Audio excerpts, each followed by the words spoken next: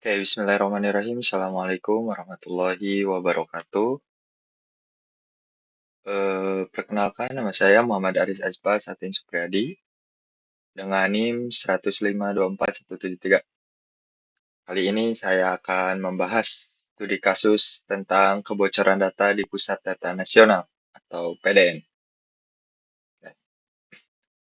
Latar belakang dari kasus ini adalah pada 20 Juni 2024, Pusat Data Nasional atau PDN milik Kementerian Komunikasi dan Informatika Kominfo menjadi korban serangan ransomware. Varian Lockbit 3.0 alias Brain Cheaper. Serangan ini mengganggu operasi lebih dari 282 layanan publik, meliputi imigrasi, EKTP, dan perizinan di 73 kementerian atau lembaga serta pemerintah daerah.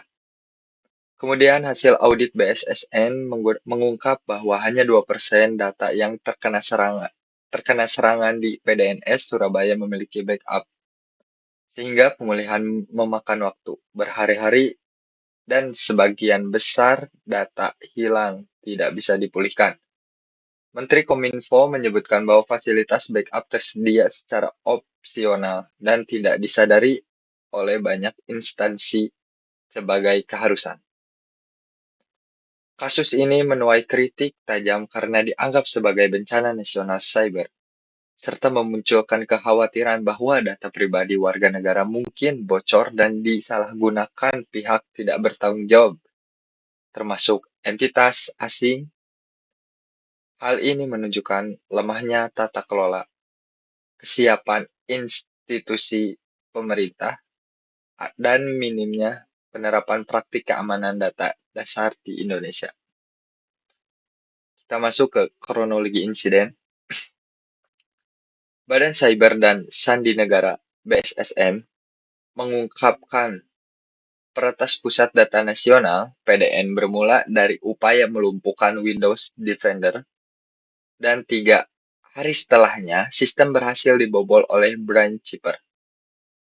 Juru bicara BSSN Ariandi Putra menuturkan bahwa hasil analisis forensik sementara ditemukan adanya upaya atau suspicious activity semenjak 17 Juni 2024 pukul 23.15 WIB, yang dimana terdapat aktivitas yang berusaha menonaktifkan Windows Defender pada endpoint PDN. Selanjutnya, terjadi aktivitas malicious pada 20 Juni 2024 pada pukul 00.54 WIB, di antaranya melakukan instalasi file malicious, menghapus file sistem penting, dan menonaktifkan servis yang sedang berjalan. Hal ungkap Ariandi dikutip dari siaran pers Kementerian Komunikasi dan Informatika atau Kominfo. Ariandi melanjutkan, saat ini tim BSSN masih terus berproses mengupayakan investigasi secara menyeluruh serta mengidentifikasi sumber serangan Brain Cheaper ransomware yang merupakan pengembangan terbaru dari ransomware Lockbit 3.0. Masuk ke jenis kerentanan. Oke, dalam kasus ini, jenis kerentanan keamanan yang menimpa Pusat Data Nasional Sementara PDNS, terdapat beberapa jenis celah keamanan atau disebut vulnerabilities yang dimanfaatkan oleh peretas, di antaranya adalah sebagai berikut. Yang pertama ada remote code execution atau RC, atau eksekusi jarak jauh. Celah ini memungkinkan penyerang mengeksekusi dengan jarak jauh pada sistem korban. Dalam kasus ini diduga penyerangan menggunakan jalur seperti remote desktop protocol (RDP) atau tautan phishing untuk mengakses sistem secara langsung dan menjalankan ransomware Brain Cheaper. Ini adalah bentuk eksploitas jenis ini sering menjadi titik awal penyebaran malware secara otomatis. Kemudian ada privilege escalation. Ini adalah sebuah cara yang digunakan penyerang secara ilegal untuk mengakses sebuah sistem. Setelah berhasil masuk ke sistem, penyerang menaikkan hak akses mereka menjadi setingkat administrator. Indikasi ini terlihat dari fakta bahwa Windows Defender sempat dinonaktifkan oleh penyerang pada 17 Juni 2024 dengan hak akses tinggi. Penyerang dapat mengontrol sistem sepenuhnya termasuk mematikan fitur keamanan dan mengenkripsi data. Kemudian ada sistem operasi yang terdampak. Nah, sistem operasi yang terkena dampak dari insiden serangan ransomware ini adalah Microsoft Windows Server, terutama Windows Server 2021, Windows Server 2016, dan Windows Server 2019.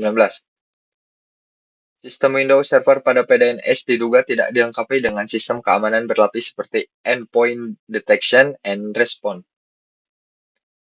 dan hanya mengandalkan antivirus bawaan Windows Defender, yang membuatnya rentan terhadap enkripsi data dan pemadaman sistem.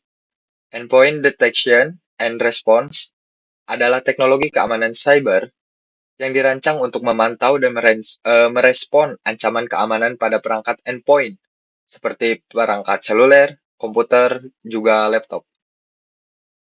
Nah, kemudian dampak serangan dari itu, serangan ransomware terhadap kasus ini menimbulkan dampak serius bagi sistem pemerintahan, layanan publik, dan kepercayaan masyarakat terhadap keamanan digital pemerintah. Berikut beberapa dampak dari kasus ini. Oke, yang pertama adalah gangguan layanan publik. Beberapa layanan publik seperti imigrasi, kemudian password dan visa, perizinan dan akses data kependudukan sempat lumpuh atau terganggu. Kemudian layanan administrasi pemerintahan pusat dan daerah yang bergantung pada instansi ini juga ikut terdampak. Kemudian kerugian operasional, proses pemulihan data dan sistem membutuhkan waktu lama dan biaya besar. Kemudian juga menurunkan kepercayaan masyarakat dan publik. Masyarakat mulai meragukan kinerja pemerintah dan menjaga keamanan data pribadi dan nasional, begitu. Kemudian upaya mitigasi atau solusi untuk mencegah insiden serupa ini di masa depan gitu. Ada beberapa solusi yang bisa diterapkan. Yang pertama yaitu meningkatkan keamanan sistem operasi dengan melakukan pembaharuan atau update dan patch keamanan secara rutin pada sistem operasi.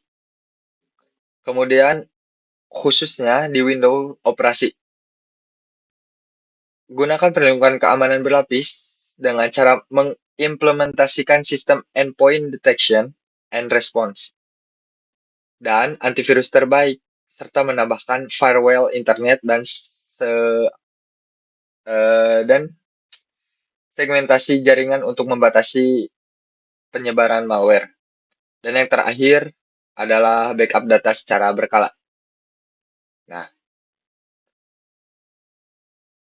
mungkin refleksi yang kita dapat mungkin ya. Pertama adalah kita menjadi sadar bahwa sistem operasi itu ibarat pintu utama sebuah gedung digital. Jika pintunya mudah dibobol, sekuat apapun isinya, sebaik apapun isinya, tetap bisa hancur. Kemudian yang kedua adalah kita tidak boleh menyepelekan update sistem. Banyak dari kita masih acuh terhadap ini, padahal ini justru salah satu bentuk menjaga keamanan sistem kita. Dan yang terakhir ialah keamanan harus berlapis, tidak cukup hanya dengan antivirus saja. Manusia tetap menjadi faktor kunci. Seberapa canggih teknologinya, jika yang mengelola tidak hati-hati, bahkan tidak paham, ini akan berpotensi terjadi kembali insiden seperti ini. Mungkin itu pembahasan singkat dari saya. Kurang lebihnya mohon dimaafkan. Billahi taufiq wal hidayah. Assalamualaikum warahmatullahi wabarakatuh.